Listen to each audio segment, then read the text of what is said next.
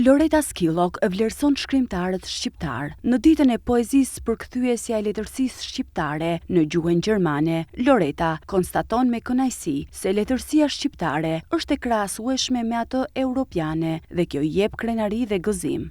Është një interes i madh i gjermanofolësve ndaj kulturës sonë dhe kjo më bën dhe krenare në fakt dhe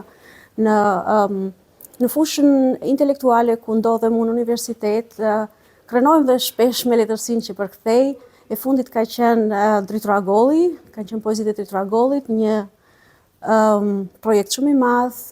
Kam përkthyer Arjan Lekën, Xhevair Leshin, kemi bërë antologji, kemi përkthyer Ismail Kadaren, Flogjerta Krypi, Mimoza Hysa. Unë bashkëpunoj dhe me ministrit dhe me Tradukin që është një rjet shumë i madh për letërsinë në Ballkan, në tërë Evropën, është Ministria e Punëve të Jashtme në Gjermani dhe Ministritë e Kulturës nga 17 vende të ndryshme.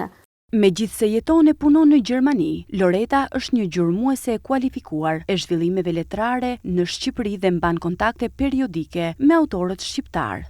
Unë ftohem shpeshherë nga Ministria e Kulturës këtu, nga Ministria e Arsimit në prizmin e diasporës. Vjet kam qenë 2 muaj si përkthyese e Bashkimit Evropian, ishim 5 përkthyese të Dritura Gollit.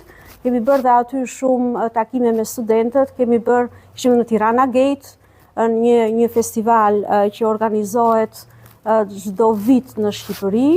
Sa që vi këtu kam takime me shumë autor në fakt. Me shtëpitë botuese, po gjithashtu.